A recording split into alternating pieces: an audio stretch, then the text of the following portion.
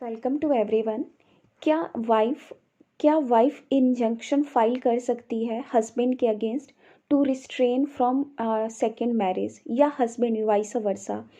तो question of law या issue ये लेते हैं, वेदर द वाइफ और हस्बैंड कोई भी हो सकता है can bring an injunction to restrain from marrying a second marriage. From marrying आप कर लीजिए या सेकेंड, और वाइस वर्सा आप from taking a second wife and husband ऐसा भी आप कर सकते हैं। क्वेश्चन ऐसा है बेसिकली, क्या हस्बैंड और वाइफ दोनों में से कोई भी पार्टी कोर्ट के सामने इंजंक्शन फाइल कर सकती है to restrain from marriage, second marriage. तो इस पे लेते हैं। तो मैं इस पे आपको एक वैसे तो ये केस था, महाराष्ट्र हाई कोर्ट का था और इसको अभी तक फॉलो किया जा रहा है, क्योंकि महाराष्ट्र हाई कोर्ट ने जब इस जजमेंट को देखा, जब ये केस को ट्रायल कोर्ट ने जब इसमें इंजंक्शन ऑर्डर पास किया था, तो महाराष्ट्र हाई कोर्ट के पास बाद में इसमें जो रिस्पोंडेंट और प्लेंटिफ के जो क्लेम्स हैं उनको कोर्ट ने देखा और इसमें कोर्ट ने बहुत ही अच्छा जजमेंट दिया जिसे अभी भी फॉलो किया जाता है। इवन ये प्रैक्टिस में पटना हाई कोर्ट में भी है और इलाहाबाद हाई कोर्ट के भी बहुत सारे जजमेंट्स हैं। मतलब जितने भी हाई कोर्ट्स हैं उनके सेम यही प्रोसीजर फॉलो किए जाते हैं।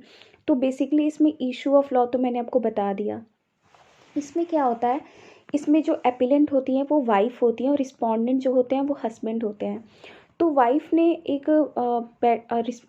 ने कोर्ट के सामने ये फाइल किया कि जो उनके अगेंस्ट इंजंक्शन फाइल किया गया है वो यहाँ पे इंटरटेन नहीं होगा मैट्रिमोनियल केसेस में। बेसिकली केस में क्या होता है, जो रिस्पोंडेंट जो हस्बैंड होते हैं उन्होंने डाइवोर्स फाइल किया था अगेंस्ट दी वाइफ। हाँ, हस्बैंड ने फाइल किया था अंडर सेक्शन 13 क्लॉज ए में। किस ग्राउंड पे? क्रिवेल्टी के ग्राउंड पे हस्बैंड ने ये फाइल किया था केस, अलोंग विथ, बहुत ही अच्छा केस है ये, अलोंग विथ हस्बैंड ने ये भी एप्लीकेशन फाइल किया था under order 39 rule 1 and 2 read with section 151 of the CPC. इसके साथ ये प्रे किया था कोर्ट से कि उनकी जो वाइफ है वो बार बार थ्रेटन कर रही हैं उन्हें कि वो सुसाइड कमिट कर लेंगी अगर वो घर आएंगी। तो बेसिकली उन्होंने ऐसे थ्रेटन किया था कि अगर वो घर आई तो वो सुसाइड कर लेंगी। तो हस्बैंड ने उनको घर आने से भी रोका कि वो घर ना आए और क्रिवेल्टी के ग्राउंड पे डाइवोर्स भी फाइल कर दिया। ट्रायल कोर्ट ने इसमें क्या किया, इंजंक्शन ग्रांट कर दिया अगेंस्ट दी वाइफ कि उन्हें घर में एंट्री ना दिया जाए। फिर क्या हुआ, वाइफ की कंटेंशन थी जब ये हाई कोर्ट के पास पहुंचे और जब ट्रायल कोर्ट में भी उनकी कंटेंशन बेसिकली यही थी कि हिंदू मैरिज एक्ट में कोई भी ग्रांट करने का इंजंक्शन का प्रोविजन नहीं है। तो ट्रायल कोर्ट ने जो यहाँ पे पावर एक्सरसाइज किया है under section 151 of the CP से, आपको ही पता है कि इनहेरेंट पावर होता है सिविल कोर्ट का। तो जब ये मैटर हाई कोर्ट के पास पहुंचा तो हाई कोर्ट के बेसिकली इसमें ये एग्जामिन करना था कि क्या जो मैट्रिमोनियल केसेस होती हैं उसमें इंजंक्शन ऑर्डर पास किया जा सकता है या नहीं किया जा सकता है। डिफरेंट सबके सबमिशंस थे दोनों पार्टीज़ के। एक पार्टी ये बोल रही थी कि हिंदू मैरिज एक्ट में कहीं भी इंजंक्शंस का ग्राउंड नहीं है, तो यहाँ पे रिस्ट्रेन क्योंकि आपको ही पता होगा कि इंजंक्शन क्या होता है, एक टेम्प्रोरी रिलीफ होता है जिसमें भी पार्टी को कोई एक्ट करने या ना करने से, टू डू समथिंग और नॉट टू डू समथिंग, इसे रोकने के लिए एक ऑर्डर पास किया जाता है जो कि इंजंक्शंस टेम्परेरी इन नेचर का होता है। और फिर यहाँ पे कोर्ट ने सारे जब सबके सबमिशन सुने, कोर्ट ने यहाँ पे सेक्शन 21 हिंदू मैरिज एक्ट को रेफ़र किया। जब आप सेक्शन 21 को पढ़ेंगे हिंदू मैरिज एक्ट तो उसमें बताया जाता है कि इसके जो प्रोसीजर हैं वो सिविल प्रोसीजर कोर्ट की तरफ फॉलो किए जाएंगे। कोर्ट ने उसको यहाँ पे इसी वे में इंटरप्रेट किया। फिर कोर्ट ने ये बोला कि हिंदू मैरिज एक्ट का सेक्शन 21 भी कहीं भी एक्सप्रेसिवली और वैसे भी ये सिविल सेक्शन 151 का जो प्रोविज़न जो पावर देती है सिविल कोर्ट्स को, उसको एक्सरसाइज करने से कहीं भी रोक नहीं सकती है। जो सेक्शन 151 ऑफ द सीपीसी है ये सिविल मैटर्स के एक्स्ट्रा ऑर्डिनरी पावर को एक्सरसाइज करने की पावर देती है कोर्ट को। और जो मैट्रिमोनियल केसेस होती हैं वो सिविल इन नेचर की होती हैं। तो कोर्ट यहाँ पे 151 में अपने पावर को एक्सरसाइज कर सकता है। प्लस कोर्ट ने यहाँ पे बहुत ही अच्छा एक और चीज़ का रेफरेंस दिया जो मैं बोलूँगी, SRA स्पेसिफिक रिलीफ एक्ट 1963। सबसे पहले कोर्ट ने यहाँ पे ये बताया कि section 2A of specific relief act 1963 में जो ऑब्लिगेशन वर्ड दिया हुआ है उसमें इंक्लूड्स होते हैं ऑब्लिगेशंस का, उसमें डेफिनेशन जो है every duty enforceable by law. Simple obligation का डेफिनेशन ये है, every duty enforceable by law. Then court ने यहाँ पे ये बोला जो भी कॉन्जुगल ऑब्लिगेशंस होते हैं, मतलब आपको पता होगा कि हस्बैंड वाइफ में जो भी मैट्रिमोनियल जो ऑब्लिगेशंस होते हैं एक दूसरे के टुवर्ड्स, उसे कंजुगल ऑब्लिगेशंस बोलते हैं। Also not exclude from the scope of the preventive injunctions. तो यहाँ पे जो कॉन्जुगल ऑब्लिगेशंस होता है ना, वो हम उसे इसके परवी या इसके स्कोप से बाहर नहीं निकाल सकते हैं। कौन से स्कोप से बाहर? प्रिवेंटिव इंजंक्शंस के परव्यू से बाहर नहीं निकाल सकते हैं।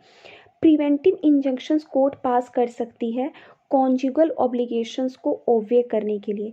तो जो ऑब्लिगेशंस वर्ड है ना यहाँ पे, enforceable by law section 2A, उसमें includes even though conjugal obligations भी होता है, क्योंकि आप कॉन्जुगल ऑब्लिगेशंस को कोर्ट के सामने जब आप इन्फोर्स करा सकते हैं, जब भी हस्बैंड वाइफ एक पार्टी अगर घर पे रहना चाहती है, दूसरी पार्टी नहीं रहना चाहती है, मतलब अपनी मैट्रिमोनियल अपने वाइफ हस्बैंड दोनों में से कोई भी अगर अपने सारे ऑब्लिगेशंस को ओबे नहीं करता है, तो आपको ये पता होगा कि कंजुगल राइट्स को हम क्लेम कर सकते हैं सेक्शन 9 में, हिंदू मैरिज एक्ट में। तो आप एक तरीके से तो जो भी कंजुगल ऑब्लिगेशंस होते हैं, आप मैट्रिमोनियल केसेस को, मैट्रिमोनियल जो भी ऑब्लिगेशंस होते हैं उसे आप कॉन्जुगल ऑब्लिगेशंस बोल रहे हैं।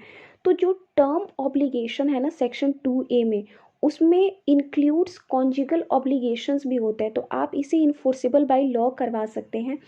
और आपको ही पता है कि जो ऑब्लिगेशंस होते हैं, जो भी इन्फोर्सेबल बाय लॉ होते हैं, वहाँ पे कोर्ट परपेचुअल इंजंक्शंस भी ग्रांट कर सकती है। तो कोर्ट ने यहाँ पे साफ बोला कि conjugal obligations also not excluded from the scope of the preventive injunctions.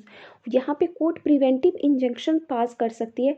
कौन से सेक्शन में एक्सरसाइज करते हुए? Section 38 clause 1, section 38(1) specific relief act 1963। सबसे पहले कोर्ट ने यहाँ पे obligations word section 2A of SRA में जो दे रखा है उसे बताया कि इस ऑब्लिगेशंस में कंजुगल ऑब्लिगेशंस भी इंक्लूड होंगे अलॉन्ग विद। अगर ये इसमें कंजुगल ऑब्लिगेशंस इंक्लूड हो सकते हैं तो फिर उसे आप इन्फोर्स भी करवा सकते हैं।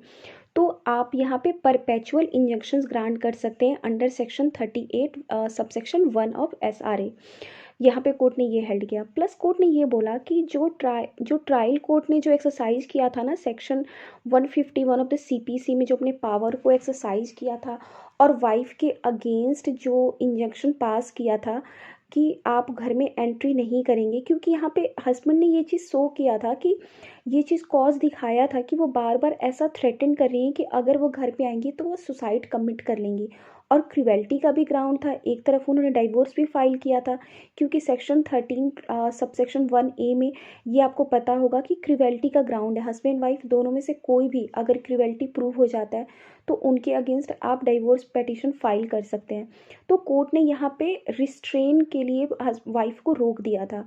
तो वाइफ ने एक तरफ ये क्लेम किया था जब ये हाई कोर्ट के पास पहुंची कि कोर्ट के पास इंजंक्शन ग्रांट करने की पावर नहीं है हिंदू मैरिज एक्ट में, बट कोर्ट ने यहाँ पे अपनी पावर को एक्सरसाइज किया था सेक्शन 151 ऑफ द CPC, जो कि कोर्ट की एक्स्ट्रा ऑर्डिनरी पावर होती है जो कोर्ट एक्सरसाइज कर सकती है।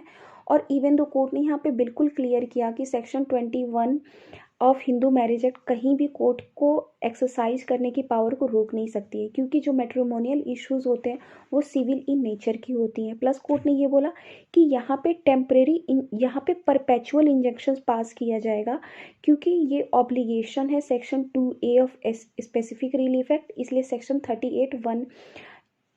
38 सबसेक्शन 1 में आपको परपेचुअल इंजंक्शन ग्रांट करने की पावर कोर्ट के पास है। और कोर्ट ने जो यहाँ पे एक्सरसाइज भी किया था सेक्शन 151 ऑफ CPC, ये भी पावर एक्सरसाइज कर सकती है। प्लस कोर्ट ने ये बात बताई क्योंकि हस्बैंड ने order 39 rule 1A and 2 read with section 151 में फाइल किया था।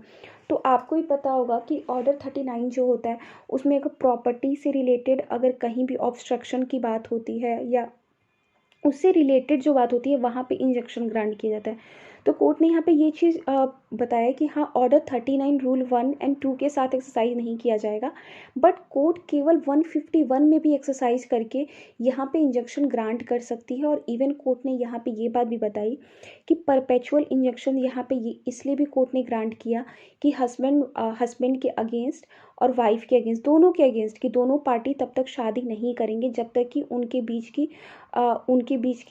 जब तक कि इस मैटर को डिस्पोज ना कर दिया जाए, क्योंकि क्रुएल्टी को प्रूव करना था।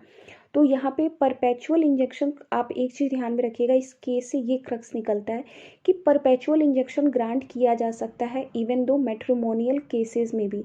और एक और चीज़, अगर कभी क्वेश्चन ऐसा आता है कि क्या जो ऑब्लिगेशन वर्ड दे रखा है section 2A specific relief section 2A specific relief act, उसमें क्या कंजुगल ऑब्लिगेशंस भी इंक्लूड होते हैं? तो हाँ होते हैं, क्योंकि वो इन्फोर्सेबल बाय लॉ है। क्योंकि ऑब्लिगेशन वर्ड का डेफिनेशन क्या है? Every duty enforceable by law. जब आप बात करें कोई भी ऐसा ड्यूटी जो कि लॉ के द्वारा भी इन्फोर्स करा सकते हैं, तो आपको ही पता है कि हस्बैंड वाइफ और जो भी मैट्रिमोनियल जो भी ऑब्लिगेशंस होते हैं वो एक तरीके की ड्यूटी होती है एक दूसरे के टूवर्ड्स। तो इसको आप एक तरफ तो कोर्ट के पास जाकर इन्फोर्स करा सकते हो, तो ये ऑब्लिगेशंस के परव्यू में आ गया according to section 2A।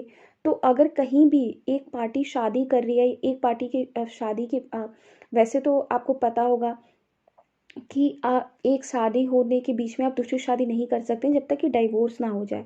But अगर कुछ ऐसा चीज़ है कि जिसको अभी तक कोर्ट ने डिसाइड नहीं किया है और ऐसा मैट्रिमोनियल डिस्प्यूट्स आ रहा है, तो वहाँ पे कोर्ट परपेचुअल इंजेक्शन ग्रांट कर सकती है एक दूसरे के अगेंस्ट, इवन दो वहाँ पे भी कि एक पार्टी, दोनों पार्टी में से कोई भी पार्टी सेकेंड मैरिज ना करे, इसके अगेंस्ट भी परपेचुअल इंजेक्शन कोर्ट ग्रांट कर सकती है section 38 subsection 1 of the SRA। और इसमें कोर्ट की जो एक्स्ट्रा ऑर्डिनरी जो पावर होती है, क्योंकि यहाँ पे हिंदू मैरिज एक्ट में तो कहीं भी इंजेक्शन का पावर नहीं दिया है, तो यहाँ पे जो कोर्ट है ना, जो भी इंजेक्शन ग्रांट करती है स्पेसिफिक रिलीफ एक्ट में, तो ये कोर्ट यहाँ से CPC में अपना पावर को एक्सरसाइज करती है 151 of the CPC। I hope इस वीडियो के थ्रू आपको एक नया कोई प्रोविजन पता चला हो, और इवन अगर आप ये जानते थे या इससे रिलेटेड कोई और भी क्वेश्चन हो तो आप मुझसे कमेंट बॉक्स में पूछ सकते हैं, मैं ट्राई करूँगी कि मैं आंसर करूँ। और हाँ, एक और चीज़ बोलूँगी कि ये क्वेश्चन जो है, ये क्वेश्चन आ भी रखा है, राजस्थान जुडिशरी में आया हुआ था, और इस पे एक केस है। केस का नेम तो मैंने बताया ही नहीं, केस का नेम मैं बता देती हूँ, प्रतीक्षा वर्सेस प्रवीण 2001। इस केस का नेम ये है, प्रतीक्षा वर्सेस प्रवीण 2001। आप खुद भी इस जजमेंट को जाकर पढ़िएगा, आपको बहुत कुछ सीखने को मिलेगा। Thank you so much.